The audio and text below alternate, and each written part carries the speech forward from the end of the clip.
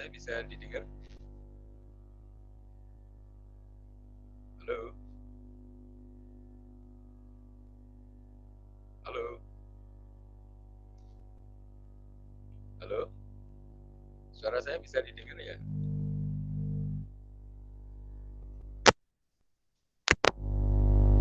Halo?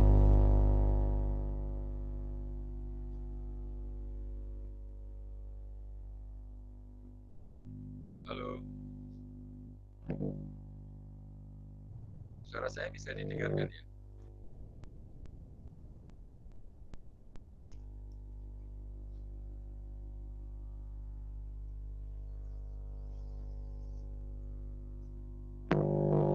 Halo?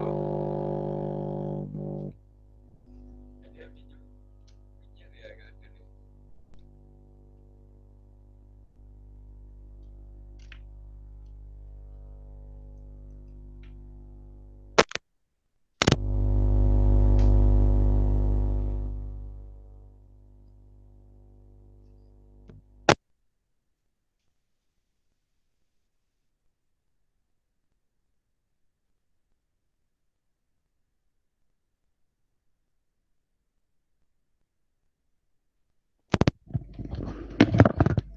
Halo?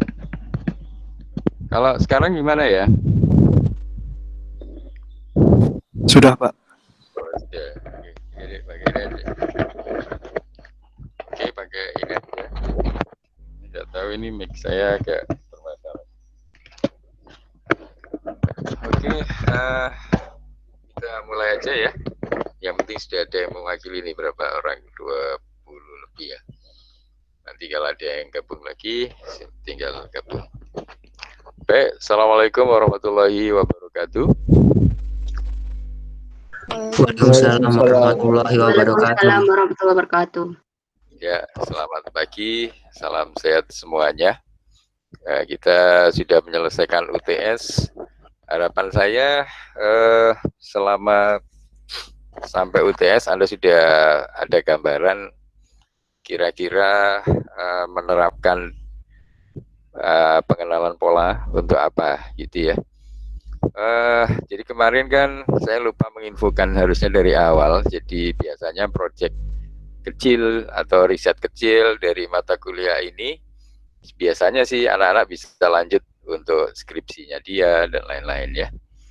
Nah itu jadi saya kira pengenalan pola ini kan gabungan dari banyak mata kuliah ya, diantaranya kecerdasan buatan, juga gabungan dari ACVK, analisis citra dan visi komputer, itu bisa Anda gabungkan dengan kecerdasan buatan, sama satu lagi mesin learning ya, mata kuliah mesin learning. Nah, sehingga sebenarnya pengenalan pola ini lebih banyak ke arah proyek ya, ke arah proyek, penerapan, bagaimana Anda menerapkan. Ya ini cuman karena sifatnya online ya, jadi saya agak sulit mengecek kemampuan dari Anda masing-masing. Jadi kalau di kelas kan saya bisa lihat, Anda bisa ngoding langsung ya. Tapi tidak apa-apa, ini kali ini kita coba yang lebih fokus untuk menyiapkan proyek Anda. Jadi mungkin dalam 2 atau 3 pertemuan ke depan ini harapannya Anda sudah bisa memanfaatkan salah satu tools dari yang kita pelajari mungkin di kecerdasan buatan, mungkin di mesin learning, kita manfaatkan untuk pengenalan pola ya. Nah, salah satunya yang kita kan terakhir sudah sampai di deep learning. Nah, sementara deep learning kan frameworknya cukup banyak. Jadi kita mungkin nggak ngambil semua. Karena framework deep learning kan diantaranya ada TensorFlow, ada Keras, ada PyTorch, ada YOLO, dan lain-lain ya. Ya itu semua sebenarnya bisa dijadikan tools untuk Anda nanti suatu saat riset untuk skripsi Anda dan sebagainya ya. Sekarang kita coba fokus yang TensorFlow saja ya. Jadi kita akan banyak bekerja dengan TensorFlow, dan spesifik lagi nanti kita coba salah satu arsitektur dari deep learning yang banyak diterapkan, di mana sebagian besar dari kalau Anda lihat penelitian sekarang tentang deep learning itu banyak memanfaatkan arsitektur yang disebut CNN ya. CNN itu adalah Convolutional Neural Network. Sebentar.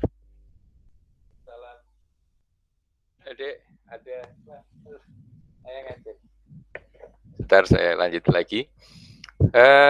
Jadi kita ngambil salah satu contoh. Sebentar, ya maaf ada gangguan, ada tamu. Jadi pada intinya salah satu arsitektur yang penting di deep learning adalah CNN atau Convolutional Neural Network. Ya, ini juga sebenarnya berkaitan dengan istilah konvolusi. Di dalamnya kan ada konvolusi, itu yang kita pelajari di matriks perkalian matriks konvolv di ACVK kan, di analisa citra. Nah, ini nanti tadi sudah saya kirimkan mungkin cara belajar singkat untuk CNN dan beberapa link yang penting untuk basicnya. Baru mungkin minggu depan atau kapan kalau Anda sudah siap, nanti kita coba menggunakan own dataset ya. Pakai dataset sendiri. Dataset yang kita explore sendiri, kita cari bisa dari internet, bisa Anda foto-foto sendiri atau Anda bikin video sendiri dan sebagainya yang bisa digunakan untuk dataset dari penelitian CNN ya. Oke, tadi yang sudah saya share adalah konsep CNN sederhana sebenarnya. Ini jadi ini adalah CNN, dari kata-katanya CNN adalah Convolutional Neural Network ya. Loh Pak, berarti deep learning adalah neural network ya, itu kan sudah saya jelaskan di awal. Jadi basicnya adalah neural network yang sudah lahir kembali menjadi deep learning ya, dengan banyak penambahan atau juga peningkatan dari kemampuan neural network itu sendiri ya, yang sekarang sudah lebih banyak bekerjanya sudah secara framework, salah satunya menggunakan TensorFlow tadi ya. Nah, untuk neural sendiri kan seperti ini kan, ini adalah secara umum neural. Terus apa bedanya Pak dengan deep learning? Nah, kalau secara arsitektur ya sama sebenarnya, arsitekturnya kan multi layer ini biasanya ya, yang multi lapisan. Jadi kalau di neural kita mengenalnya adalah jaringan multi lapisan seperti ini yang ada banyak lapisan atau multi layer ya, multi layer perceptron kalau di neural. Nah di deep learning ya sama sebenarnya secara arsitektur sama, cuma lah disinilah salah satunya arsitektur deep learning yang terkenal adalah CNN, di mana pemanfaatannya atau di dalam konsepnya atau di dalam penerapannya ini memanfaatkan perkalian matriks yang namanya convolve atau konvolusi. Nah di dalam masing-masing node-nya ini ya.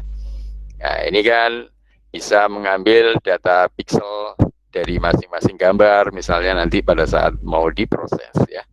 Ini arsitekturnya sih ya hampir sama seperti ini. Ini ya ini tadi sudah saya jelaskan. Jadi secara umum kita akan coba mempelajari bagaimana konsep CNN ya atau deep learning dengan arsitektur CNN ini untuk menyelesaikan masalah ya. Jadi mulai input layer ini yang berhubungan langsung dengan input atau masukan, misalnya berupa gambar dan sebagainya. Nah kemudian layer-layer di dalamnya ini disebut hidden layer ini bisa banyak tergantung kebutuhan. Kemudian di output layer ini yang nanti berhubungan dengan keluaran ya.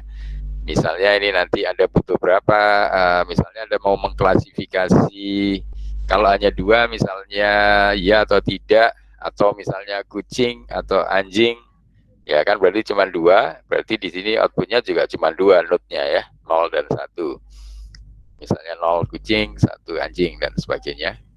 Atau misalnya ini Anda lebih dari satu, untuk misalnya kan jenis ikan, ikan koi itu kan ada macam-macam, ada ikan koi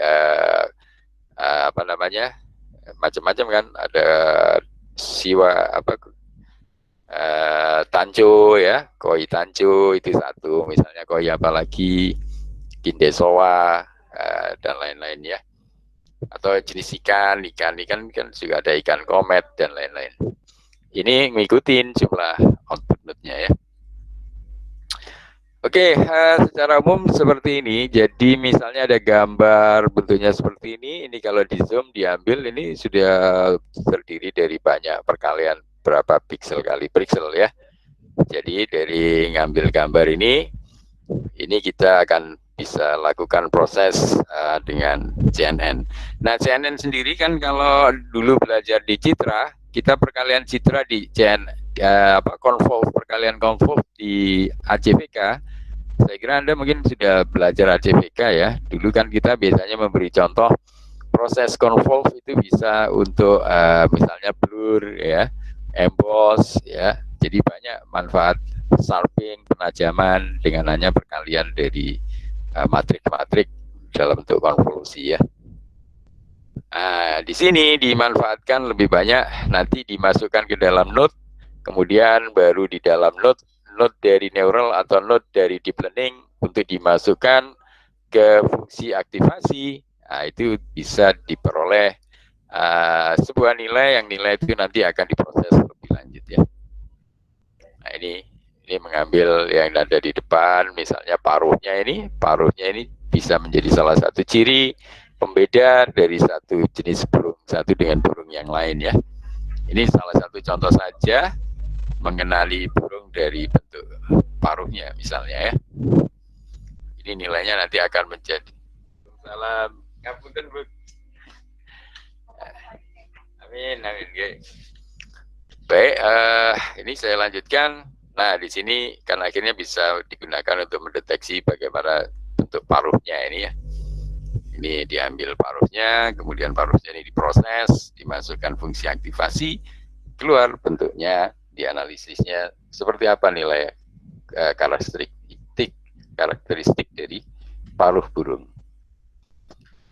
Oke, seperti ini ya, memang bisa ngambil dari sesuatu yang khas itu sebagai parameter yang dijadikan penentu. Ini yang tadi, ini kira-kira seperti ini. Nah, dengan burung yang beda sekarang kalau ada dua burung, masing-masing bisa dilihat dari jenis paruhnya ini. Nah, masing-masing ini bisa dibandingkan. Di sini ada komparasi, ini bisa dibandingkan untuk bisa menghasilkan outputnya seperti apa. Apakah bentuknya upper left atau middle break? Ya, middle break ya. Jadi ya, paruhnya ini panjang atau pendek dan sebagainya. Ini dari hasil keluaran gambar setelah dimasukkan ke fungsi aktivasi ya. Ini contoh sederhananya. Nah, convolutional layer-nya, nah ini yang ciri khas dari CNN. Jadi arsitektur CNN ini kan mengambil perkalian convolutional matrix. Nah, ini tentunya ya sama seperti kita waktu belajar belajar ACVK kan. Di ACVK kan sebenarnya perkalian matriks kita tinggal ngambil kernel kan, ngambil kernel atau bisa disebut juga filter ya. Yang ini akan dikalikan dengan dengan sepanjang gambar ini, misalnya ada gambar ini.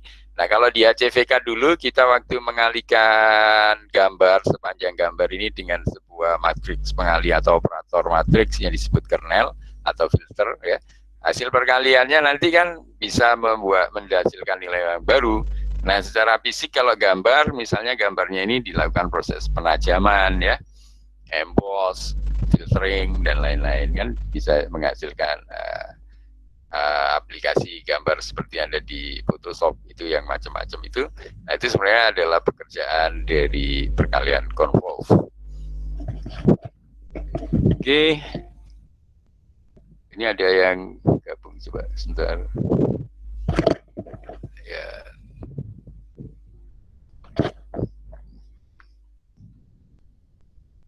Sampai di sini jelas ya.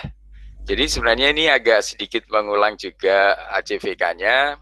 Jadi bisa dibuka kembali yang dulu kita belajar ACVK analisis citra, terutama yang convolve yang atau filter mengalihkan gambar dengan proses kernel, dengan proses konvolusi untuk menghasilkan gambar baru.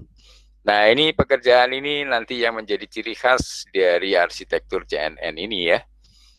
sehingga dia bisa kita gunakan untuk mengenali objek ya. Nah, ini contoh perkaliannya, misalnya ini filternya ya. Dengan ini biasa disebut filter, bisa disebut kernel. Ini ada lagi yang masuk.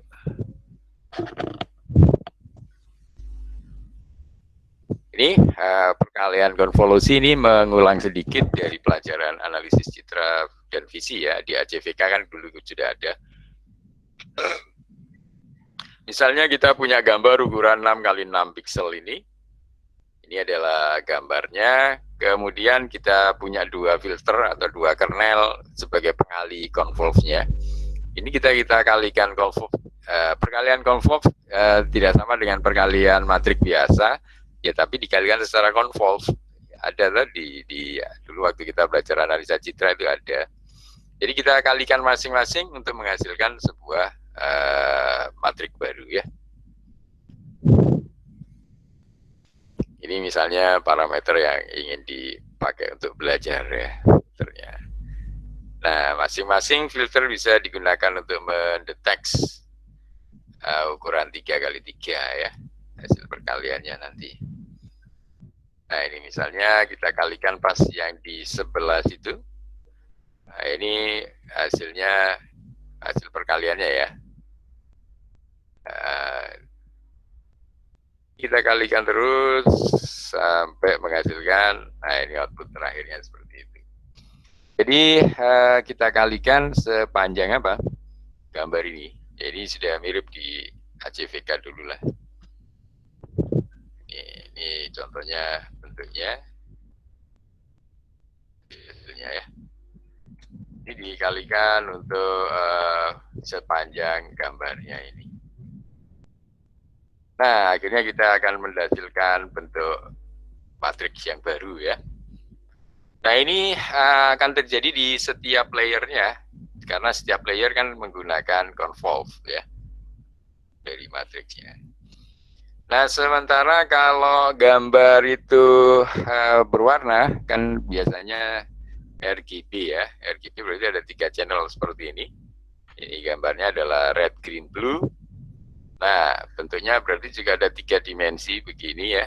Jadi red sendiri ini bentuk matriksnya seperti ini, 0 sampai 255 biasanya. Kemudian green-nya juga 0 sampai 255, blue-nya 0 sampai 255. Nah, ini untuk channel RGB ya. Jadi setiap gambar kita ini, kalau kita ngambil gambar apapun yang berwarna, itu selalu bisa kita tarik ke 3 dimensi ini ya, ke 3 channel, red, green, blue. Nah, sehingga bentuk filternya juga begini ya. Kalau dikalikan, nah hasil perkalian konvolusinya, nah ini convolution vs fully connected. Jadi ini, nah sebenarnya ini ya maksudnya kalau kita tidak menggunakan convolve ya, kalau convolve kan bentuknya adalah perkalian tadi kan, perkalian secara convolve seperti yang kita pelajari di ACVK ya, misalnya proses filtering gambar dan sebagainya tadi, ini akan menghasilkan seperti ini outputnya.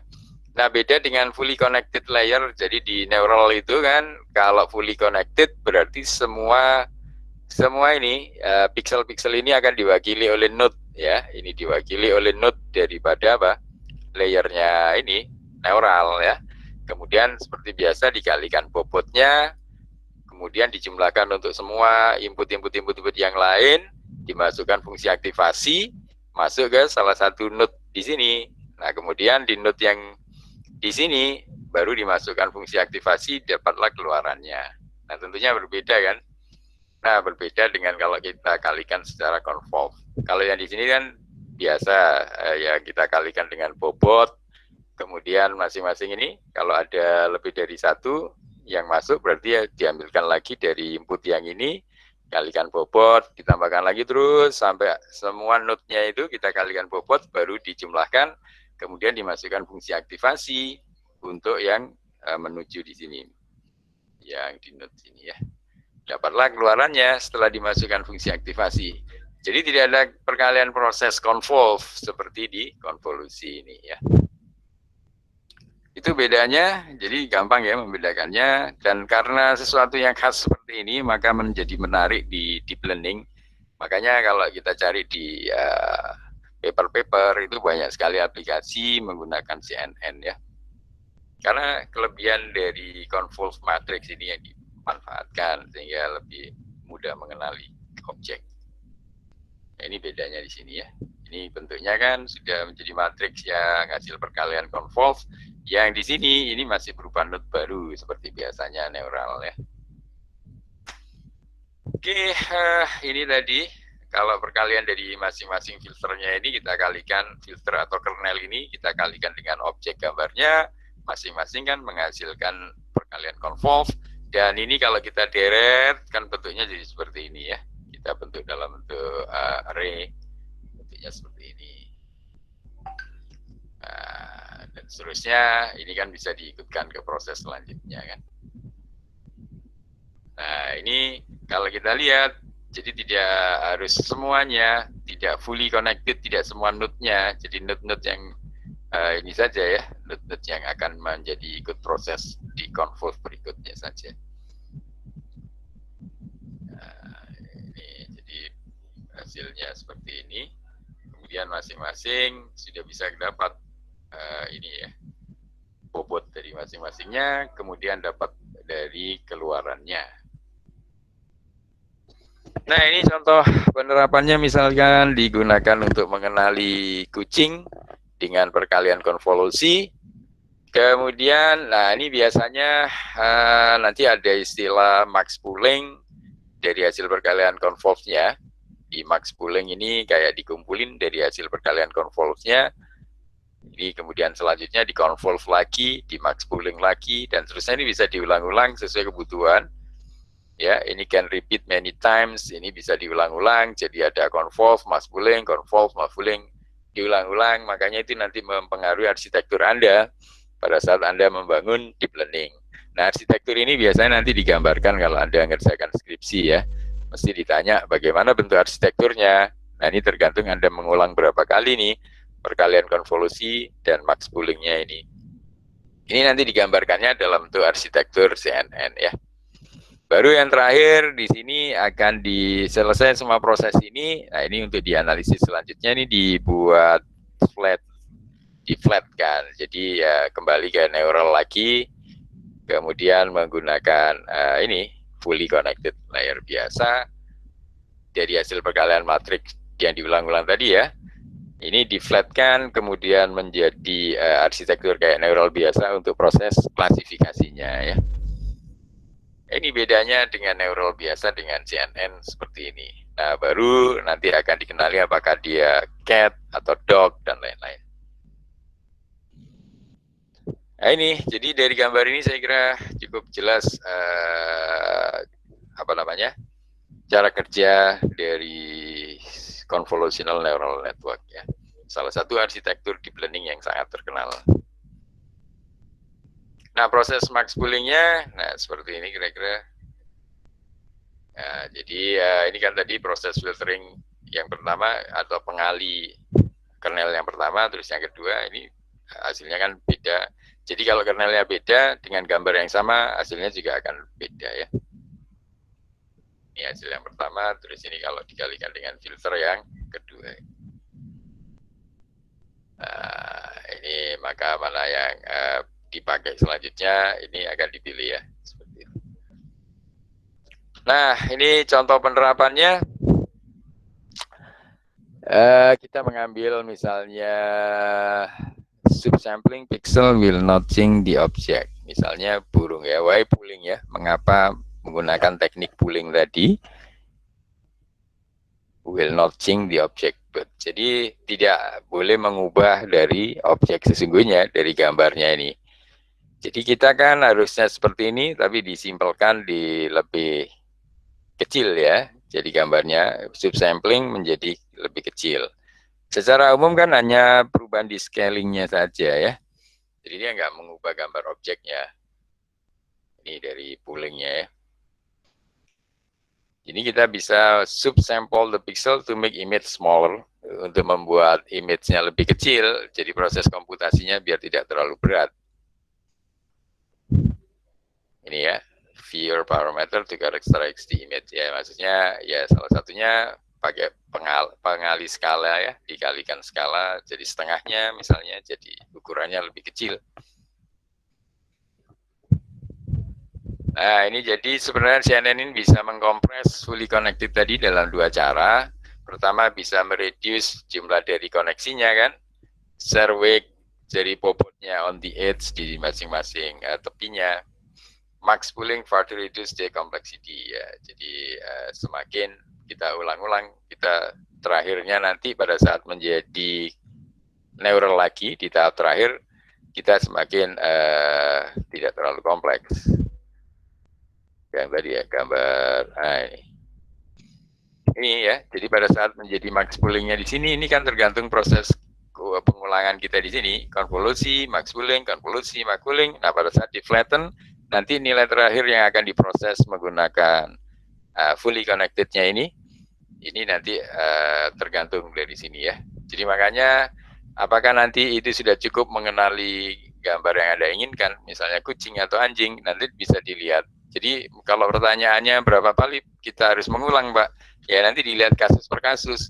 Jadi biasanya selalu kita pakai trial and error ya. Jadi digunakan di eksperimen berulang-ulang, nanti akan didapatkan terbaiknya di berapa kali. Atau Anda sudah cukup diulang 4 kali seperti ini, sudah bisa mengenali kucing dan anjing, ya sudah.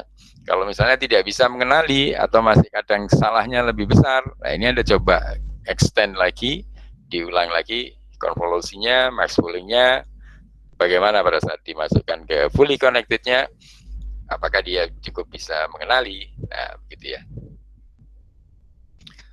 Oke, ini tadi, kemudian ini ya, jadi dia bisa mengkompres fully connected, berbeda dengan fully connected yang biasa, yang tidak pakai CNN kan, ini ya, jadi dia bisa mereduce dari kompleksitinya. Ini jadi kalau semuanya, maka hasil perkalian konvolusinya kemudian dimasukkan ke max pooling, akhirnya menjadi 2x2 image, dari 6x6 image. Jadi pixel 6x6 menjadi 2x2 saja, tapi 2x2 pun ini masih mewakili gambar yang aslinya ya. Meskipun 2x2, tapi 2x2 ini sudah representatif dari yang 6x6. Jadi, makanya dia seperti mereduce ya. New image but smaller ya. Tadi dari gambar burung yang besar menjadi burung yang lebih kecil ya. Each filter is channel. Jadi masing-masing filter di masing-masing channel. Apakah itu red, green, blue. Jadi kan ada 3 channel ya untuk gambar berwarna. Oke, untuk secara umum jadi keseluruhan dari proses CNN tadi ya, dari konvolusi, max pooling, ini diulang-ulang, ya, ini akan menghasilkan gambar baru di sini. Pada saat Anda konvolusi dan max pooling kan dapat gambar baru dengan ukuran pixel yang berbeda, yang lebih kecil, sehingga dia lebih cukup mewakili meskipun kecil ya. Nah ini smaller than the original image, tadi kan lebih kecil memang. The number channel is the number of filter. Jadi kalau kita pakai RGB berarti kita pakai 3 channel, pakai 3 filter juga ya pengalinya. Nah dan seterusnya itu diulang-ulang. Setelah convolution, max pooling dapat new image yang lebih kecil, convolution max pooling dapat new image lagi, baru di flatten, baru dimasukkan fully connected lagi.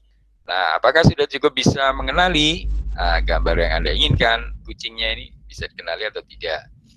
Kalau sudah bisa dikenali, berarti sudah cukup, arsitekturnya sudah cukup bagus ya. Nah ini flattennya tadi, itu kan dari bentuk hasil perkalian matriks convolve, dari hasil max pooling tadi, hasil dari convolve, kemudian di max pooling kan bentuknya begini. Nah dari begini dirubah menjadi bentuk gini, ini istilahnya di flatkan ya, dibuat array seperti ini ya. Nah, baru kalau sudah seperti ini kan bisa diproses neural biasa seperti yang konvensional ya. Ini ya. Oke, ini saya kira mungkin sampai di situ konsepnya. Ini tapi sudah di keras, kita nggak keras dulu. Kita maunya yang ke TensorFlow saja ya. Atau ada nggak yang di sini TensorFlow-nya? Ini yang pakai keras nggak usah ya. Ini kita sudah masuk ke codingnya. Saya kira kita cukup di konsepnya ini saja. Ini konsep yang paling penting di sini.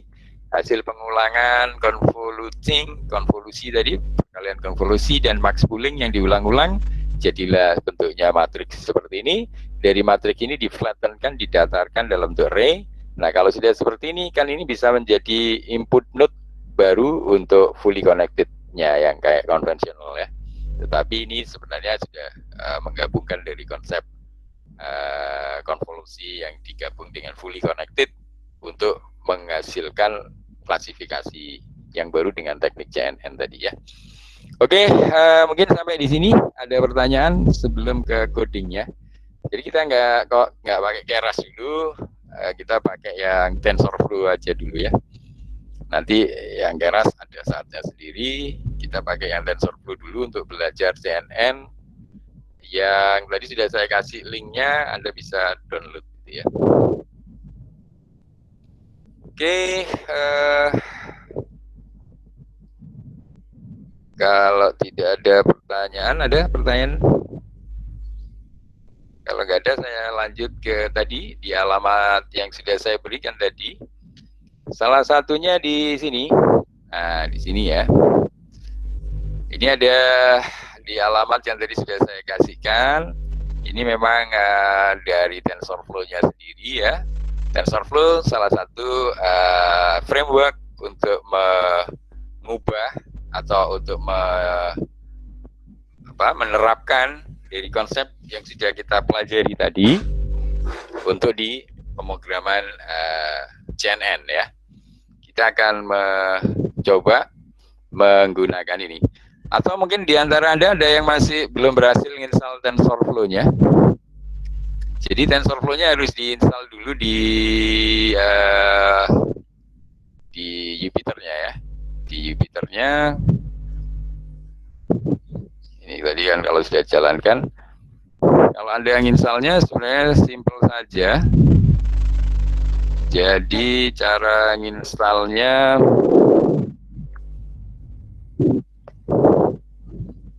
Anda cukup jalankan command prompt-nya. Sorry, jadi nggak enak pakai mic sambil megang gitu. Sebentar, ini kalau saya besarkan dulu ya.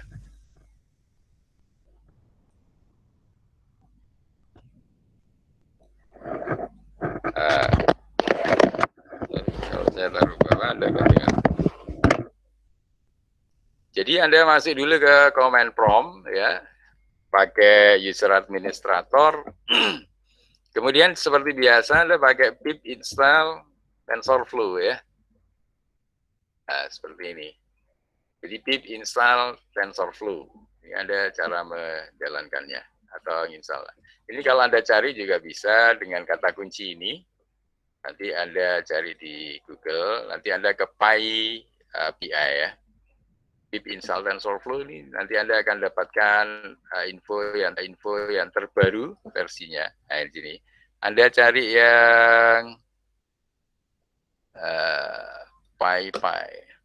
Nah, ini ya. Yang PyPy.org ini ya. PyPy.org. PyPy. Jadi Anda tadi cara nyarinya kalau kayak kata kunci kan kalau nginstal di command prompt kita pakai pip spasi install spasi TensorFlow. Ini Anda ketikkan di Google, nanti Anda cari yang PyPy ke bawah tadi. Nah, ini yang PyPy.org. Nah, di sini nanti Anda dapat ini ya lah ini. Anda akan dapatkan versi terbarunya. Jadi kalau Anda install standar pip install TensorFlow bisa pakai copy to kubelet yang ini. Ini kan pakai TensorFlow yang terbaru adalah 241. The last versionnya adalah 241. Dan 241 ini dia akan running di 38 ya. Di sini nggak ada penjelasannya. Jadi dia akan running di Python 38. Jadi kalau Anda masuk menggunakan 39 nanti terpaksa Anda downgrade ya. Jadi kalau Anda masuk ke python.org sebenarnya Anda sudah ada versi yang 39. tapi nanti malah nggak jalan ya. Nah, di sini ya. Nah, di sini kalau Anda lihat, maka versi terbarunya adalah, nah ini sudah keluar versi 39 ya. Tapi kalau Anda pakai yang TensorFlow tadi, TensorFlow ini, 241 ini, dia runningnya hanya sampai 38. Makanya Anda cari yang 38 terbaru saja. Nah, masuk ke download-nya ya. Ini masuk ke download-nya ini. Nanti Anda cari yang Python terbaru, tetapi jangan yang terbaru ya, 38 terbaru ya. Nah, ini kan kalau yang terbaru adalah 394. Wah, ini Pythonnya sudah running cepat, dia sudah jalan cepat di 39, 394 malah ya. Nah, tetapi kalau Anda pakai 39 nanti TensorFlow kita nggak jalan, 241 ini ya hanya jalan sampai 38. Nah, di 38 ini Anda cari yang terakhir. Nah, ini waktu saya bikin buku, dia di 388 ini yang terakhir. Sekarang sudah ada lagi, setelah 392 dia bikin lagi ternyata 389. Nah, Anda boleh install pakai yang 389 ini ya.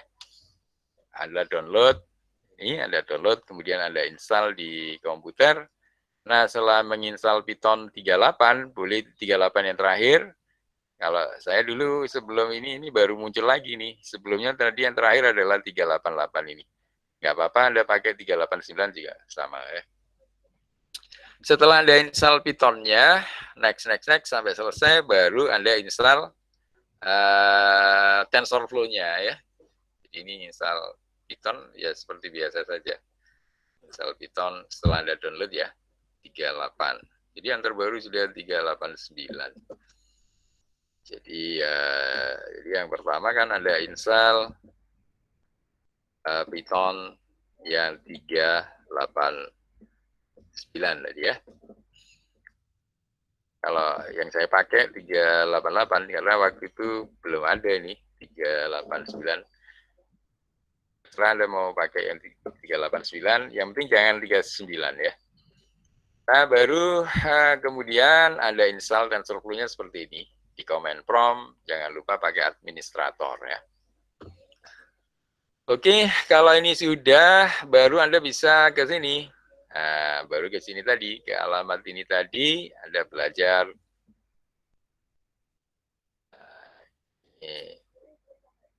Sini ada belajar coding CNN menggunakan TensorFlow ya.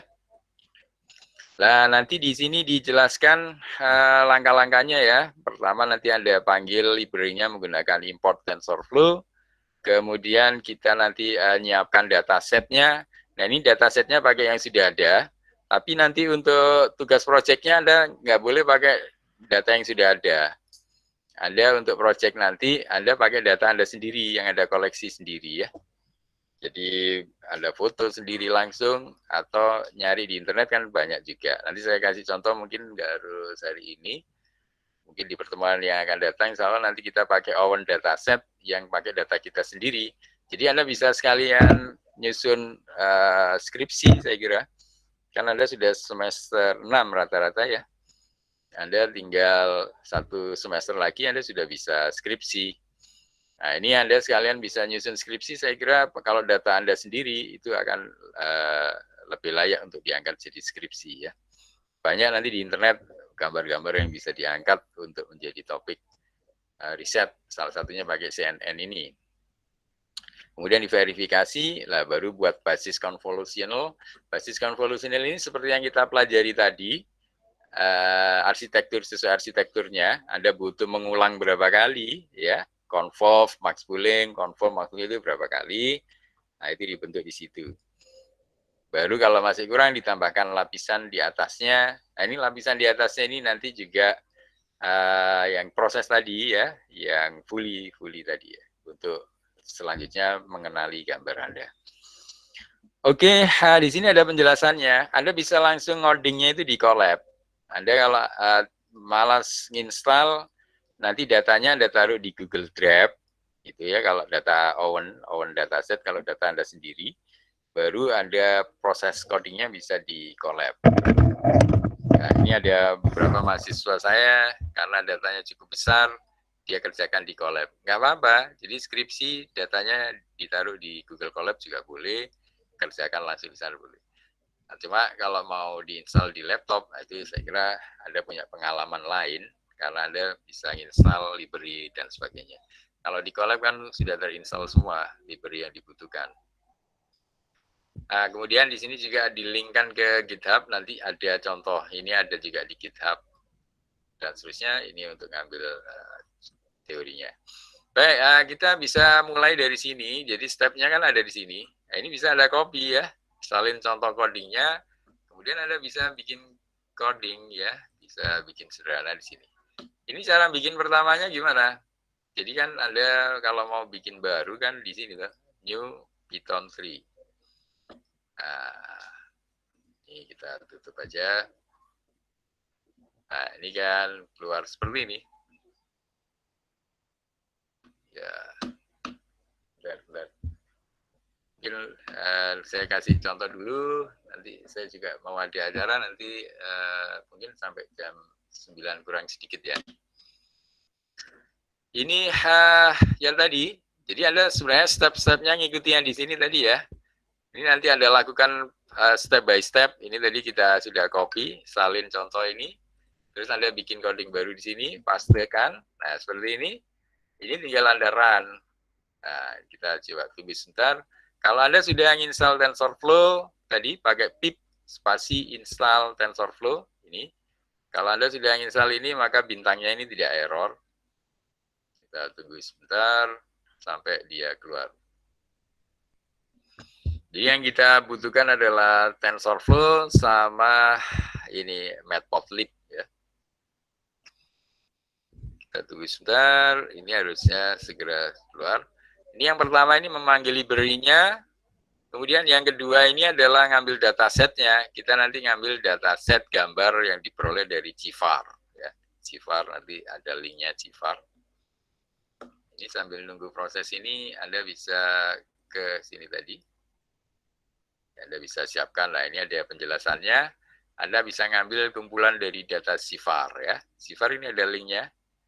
Ini ada untuk ngambil ini database-nya ini ya.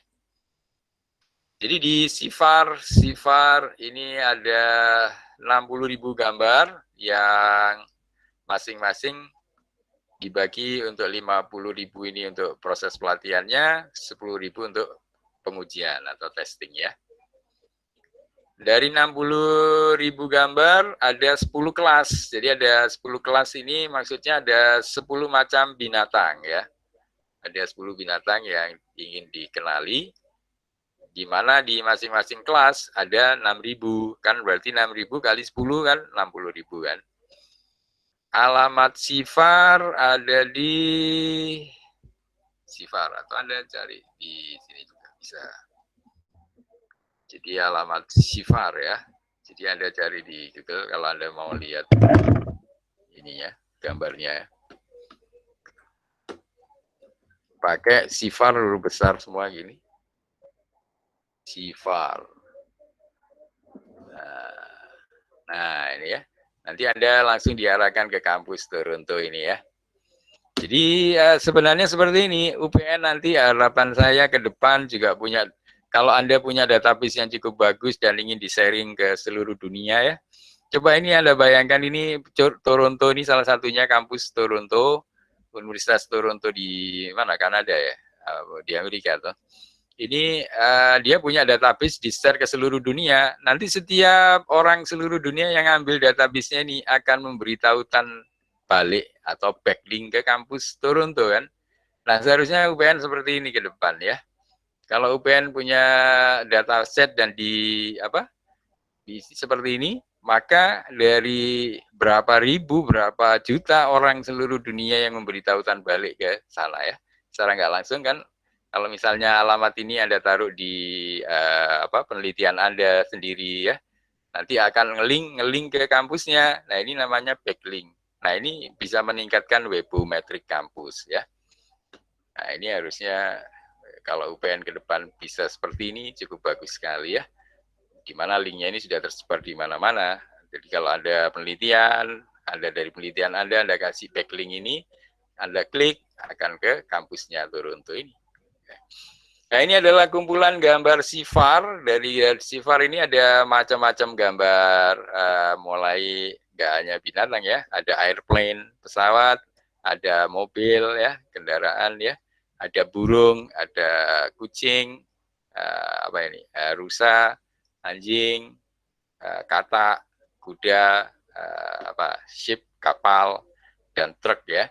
Nah ini ada 10 kelas tadi itu maksudnya ini, ada 1, 2, 3, 4, 5, 6, 7, 8, 9, 10. 10 kelas, 10 macam, 10 jenis, baik itu benda berupa pesawat maupun binatang ya.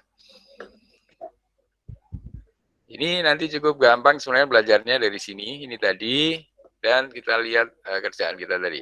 Nah ini sudah tidak error, jadi tanda bintang tadi waktu kita jalankan kan sudah selesai prosesnya seperti ini. Anda lanjutkan untuk proses selanjutnya. Jadi ini kan tadi sudah langkah selanjutnya ini, Anda copy lagi, Anda klik di sini ya. Klik lagi, paste lagi di sini. Nah, ini adalah proses untuk ngambil train image atau gambar untuk proses pelatihan. Train label ini labelnya. Kan tadi ada 10 kelas, masing-masing dikasih label mulai apa?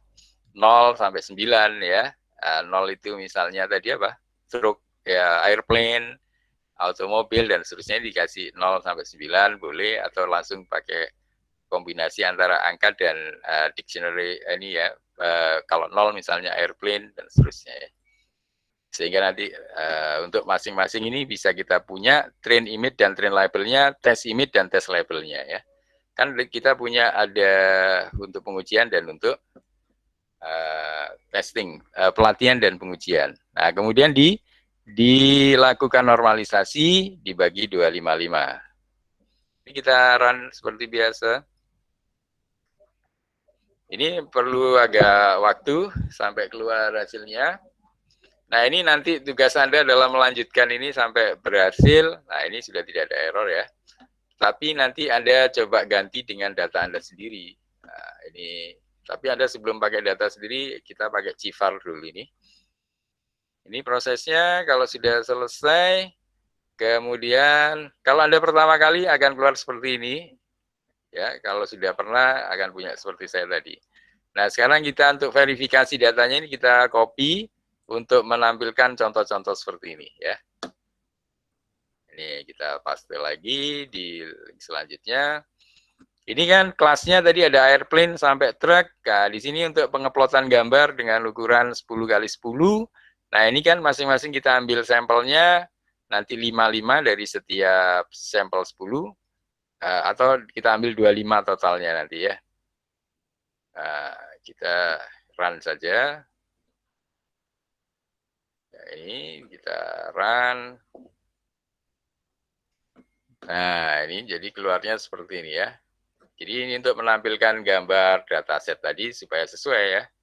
Nah, keluarlah frog, truck, dan lain-lain tadi ya.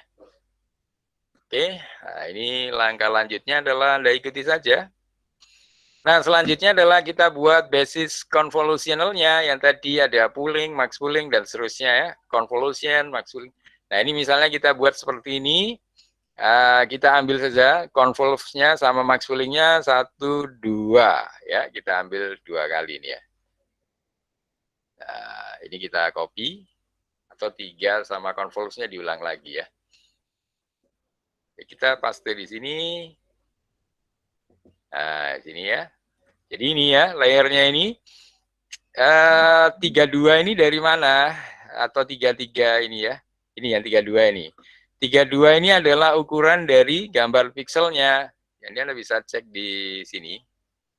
Ini misalnya insert below. Nah, ini misalnya ada train image ini diambil untuk ngetes ya. Train image kita paste di sini. Untuk menampilkan dimensinya Anda bisa ketik shape ini ya, save enter. Nah, di sini kelihatan ya. Jadi train image.zip nanti akan kelihatan jumlahnya ada 50.000 data. Ukurannya berapa? Ukurannya adalah 32 kali 32 pixel masing-masing gambar. Kemudian ini yang terakhir ini ada 3, ini menunjukkan channelnya atau kanal atau ini yang tadi red green blue itu ya. Ini channelnya, ini RGB adalah 3 dimensi RGB. Ini ya, dengan cara yang sama Anda bisa lakukan kalau trains-nya ya. Trains-nya insert below, Anda paste di sini, .zip lagi, save enter. Nah, seperti ini ya. Labelnya juga ada sebanyak 50.000 ya. Karena kita kan bukan gambar kalau label ya. Jadi maksudnya dari 50.000 gambar ini, masing-masing dikasih label, satu-satu labelnya. Apakah itu sebagai airplane, frog, dan seterusnya tadi ya. Oke, seperti ini. Jadi ini yang ada di convolution tadi. Ini kenapa input shapes-nya adalah 33 dan 3. 32, 32, dan 3. Ini disesuaikan dengan gambarnya. Ini 32, 32, 3. Nah, kalau Anda nanti gambarnya Anda pakai data sendiri, ya tergantung kalau ukuran pixel gambar Anda 100, 103, ya nanti di sini dirubah menjadi 100, 103. Ini tergantung gambar Anda masing-masing ya. Oke, kemudian yang lain ngikuti. Biasanya kalau di sini 32, biasanya di sini juga ngambil 32. Jadi ini node yang ada di convolve-nya ya. Kan tadi ada ukuran matriksnya tadi itu ya. Nah, kemudian yang ini boleh 22, kemudian ini biasanya 2 kalinya jadi 64, ini 2 kalinya. Nah, terus kalau ini misalnya ada 100, berarti ini kan jadi 200 gitu ya. Kalau yang di keduanya ini kan tadi menjadi smaller tadi itu ya. Ini max poolingnya menjadi 2 kali 2, Anda mau 3 kali 3 nggak masalah ya. Smaller image-nya tadi. Oke, ini kita ulang sampai 6 baris kode ini kita jalankan. Ya, ini sudah tidak error, kita lanjutkan lagi. Dari penjelasannya sini. Nah, dari sampai sini kita bisa lihat arsitekturnya dulu, kita copy untuk melihat arsitektur kita sejauh ini, run. Nah, ini arsitekturnya ya. Jadi mulai konvolusi yang pertama, ini parameternya jadi ada sekian, dan seterusnya sampai yang terakhir, ketemunya 4 kali 4 sebanyak 64 ya. Oke, seperti itu. Ini dikit lagi kita lanjutkan. Di sini ada penjelasannya, ini perlu ditambahkan lapisan di atasnya. Nah, ini lapisannya anggap saja ini, kita mengulang satu konvolusi dan ini yang ya. Ini yang apa namanya? Yang fully connected tadi ya. Kalau dari gambar kita yang di flatten kan ya. Tadi di konsep kita kan ada flatten, habis di flatten dimasukkan ke fully connected layer ya. Udah ini kita copy saja. Ini sesuai di konsep tadi pokoknya ya, di teori tadi. Nah, ini di teori kan nanti di flatten kan ini, didatarkan dari bentuk matriks menjadi bentuk array ya. Kita run. Nah, ini sudah langsung selesai. Nah, selesai ini bisa kita cek lagi arsitekturnya. Ini pakai copy lagi. Kita cek arsitekturnya, kita run. Nah, ini arsitektur lengkapnya akhirnya ya. Arsitektur lengkap setelah konvolusi max pooling, terakhir masuk di flatten, kemudian masuk ke fully connected lagi. Nah, akhirnya sudah selesai arsitekturnya. Nah, sekarang saatnya kita gunakan untuk melatih. Nah, proses pelatihannya ada di sini. Compile, ya, pakai compile. Ini ada copy saja. Kita jalankan proses pelatihannya di sini. Nah, ini biar nggak lama-lama. Oh ya, efforts-nya nggak usah banyak-banyak. Ini mungkin biar cepat selesai 3 saja. Ini kalau Anda nanti bisa ribuan, kalau Anda hasilnya kurang bagus ya. Coba kita run. Kita tunggu hasilnya, proses pelatihannya. Ya ini sambil nunggu effortnya ini selesai, kita tunggu ya. Nah ini proses pelatihannya seperti ini. Ya ini kita tunggu sampai wah ini kebanyakan juga ini saya ngasih contohnya ya. Enggak apa ini, kita tunggu sebentar saja. Ini habis proses pelatihannya. Ini seperti ini proses pelatihannya. terakhir kita evaluasi modelnya. Nah, ini kita evaluasi modelnya, nanti harusnya keluar seperti ini. Nah, di sini kan ada proses validasi untuk ngecek validasi dengan data uji ya. Jadi di sini adalah prosesnya untuk mengevaluasi model ini ya. Jadi kan kita menggunakan model tadi di proses pelatihan, kemudian terakhir kita tes di sini. Tes loss ini hasil errornya, tes ACC ini berapa akurasinya, kita dengan model evaluate antara apa? Antara tes image dan tes label. Nah, tes image dan tes label ini nanti kita sebut validasi akurasi ya. Akurasi hasil tes image ini. Validasi dari akurasinya berapa? Nanti Anda harusnya bentuknya seperti ini ya. Ini karena kalau nunggu ini kelamaan, saya tadi kok 3 ternyata juga lama ya. Nah, ini baru terakhir, kalau sudah selesai seperti ini, Anda bisa print ini ya, tes akurasinya. Tes akurasinya bisa dilihat. Ini, print tes akurasinya dapatlah 71% ya. Oke, mungkin sambil menunggu, Anda juga bisa jalankan di laptop masing-masing di alamat ini tadi ya. Mungkin sambil ada yang mau ditanyakan.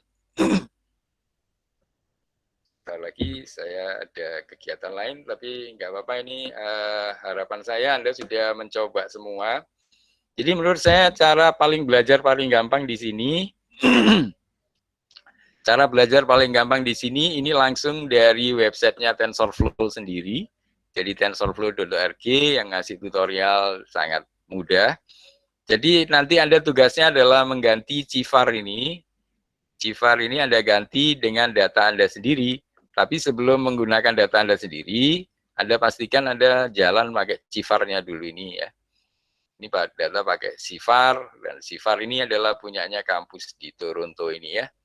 Nah, saya sebenarnya cita-citanya ingin kampus UPN itu juga seperti ini, nyontoh kampus-kampus lain.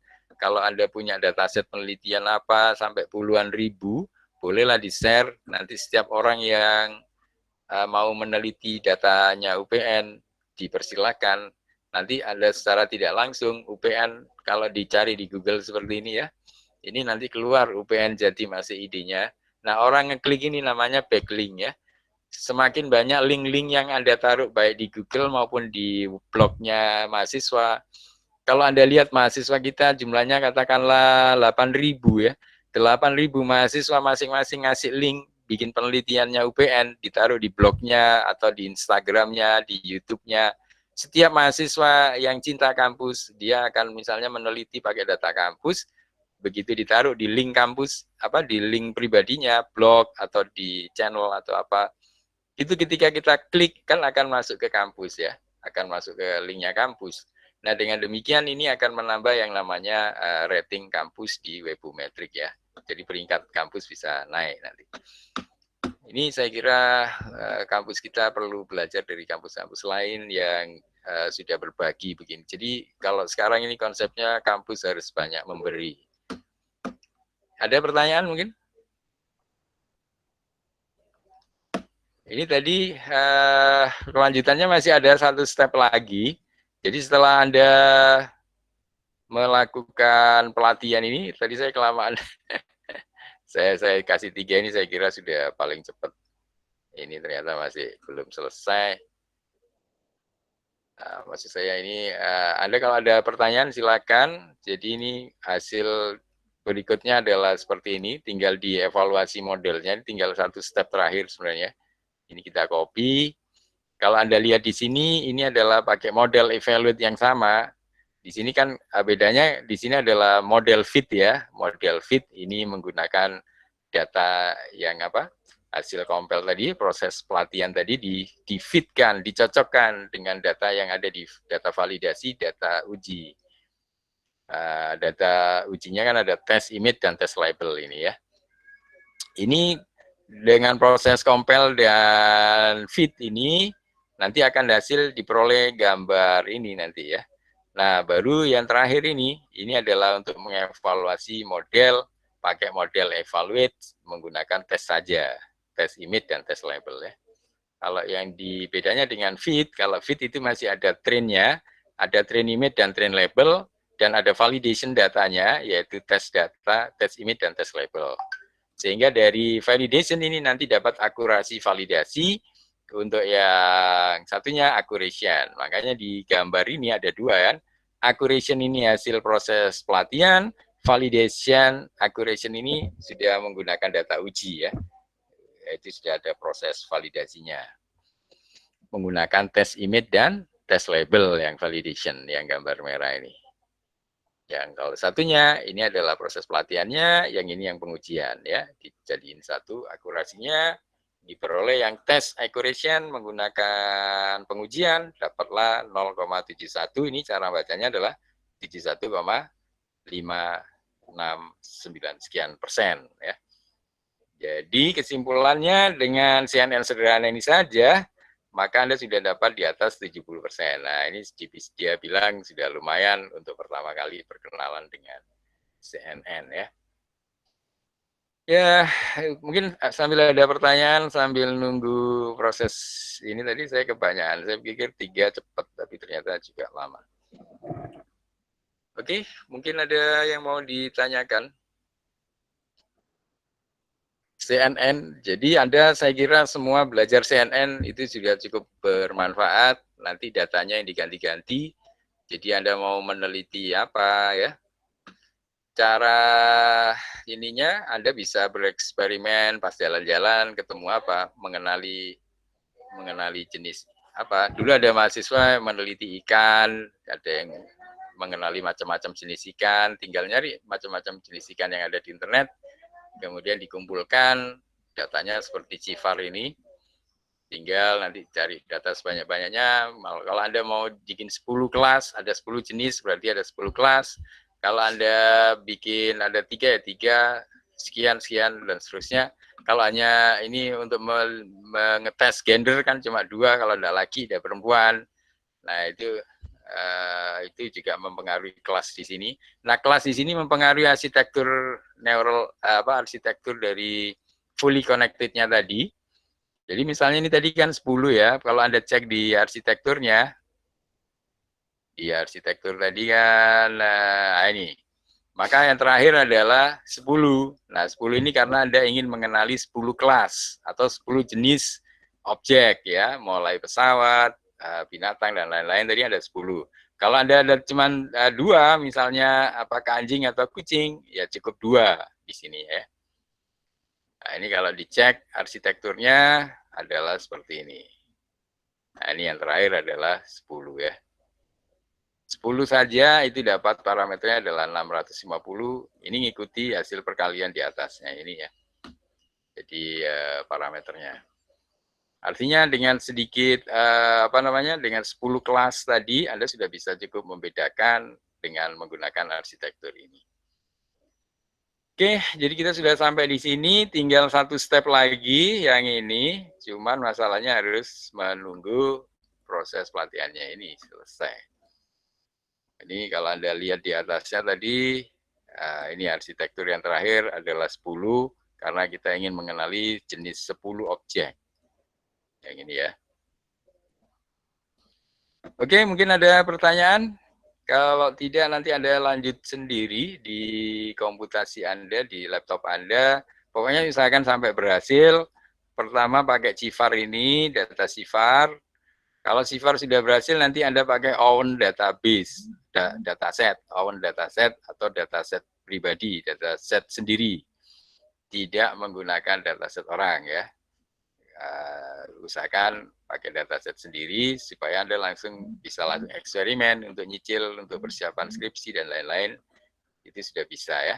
Ada mahasiswa ngenali truk, ada ikan, dan itu sudah bisa lulus semua. Jadi anak-anak untuk eksperimen tidak perlu susah-susah. Saya kira Anda bisa pakai CNN. Kemudian nanti eksperimennya di mana ya? Saya kira Anda bermain-main dengan arsitekturnya ini, kemudian dengan analisisnya. Mungkin di extendable-nya, di pengembangannya, nanti kalau Anda tidak puas, Anda bisa bandingkan atau Anda hibridkan hasil keluaran dari CNN ini misalnya masih kurang bagus, di tuning, diperbaiki dengan extreme learning misalnya ya. Sudah jadi gabungan dua algoritma ya. Jadi sekarang sudah banyak algoritma menggabungkan deep learning dengan algoritma lain ya. Algoritma tuning algoritma. Nah, ini tinggal nunggu sebentar aja. Ini saya kira ini sudah epoch yang ketiga. Ini nanti harapannya akurasinya sudah sampai dapat 70%-an. Ini dikit lagi. Mungkin sambil Anda, kalau ada pertanyaan boleh. Ini sambil nunggu satu step lagi biar tuntas. Habis itu kita mungkin cukup dulu. Anda belajar, Anda install di laptop. Insya Allah yang akan depan kita bisa mencoba pakai own dataset kita masing-masing. Nah, ini sudah selesai nih kayaknya proses pelatihannya. Ini tapi masih ada bintangnya, ini bintangnya sampai hilang. Ini sudah alhamdulillah sudah selesai. Nah, tinggal satu step yang terakhir yang tadi, ini yang paling penting untuk mengevaluasi ya, untuk menampilkan gambar hasil akurasi pelatihan dan hasil akurasi pada saat dites menggunakan data uji ya. Kita bisa run, kita tampilkan gambarnya ya. Tunggu sebentar.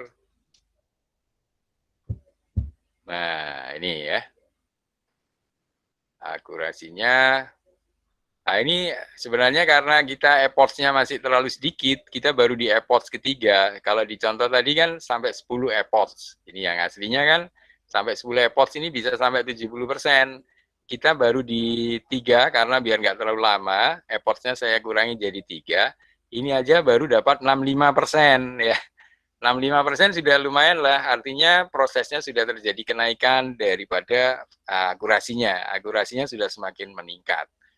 Selanjutnya tinggal dilihat hasil tes terakhirnya menggunakan perintah ini, tes akurasi ya. Sudah, jadi ini kita paste di sini, shift enter, nah sudah keluar. Jadi hasilnya adalah 65%. Oke, inilah contoh kita untuk hari ini menggunakan CNN dengan TensorFlow untuk dataset menggunakan data milik Cifar yang nanti tugasnya adalah Anda coba kreasikan sendiri. Pertama Anda coba dulu pakai Cifar seperti ini. Kalau Cifar sudah berhasil dapat akurasi ya nggak tahu di atas 80% dan seterusnya, harusnya sih bisa di atas 80%. Ini dengan menambah epoch dan mungkin menambah arsitektur tadi. Kan ini kan Anda ulang-ulang konvolusi max pooling ini cuma diulang 2 kali, ini bisa Anda ulang-ulang sampai banyak sekali ya. Kalau ingin menghasilkan yang lebih bagus hasilnya. Oke, saya kira demikian pertemuan kita kali ini. Ada pertanyaan sebelum saya akhiri?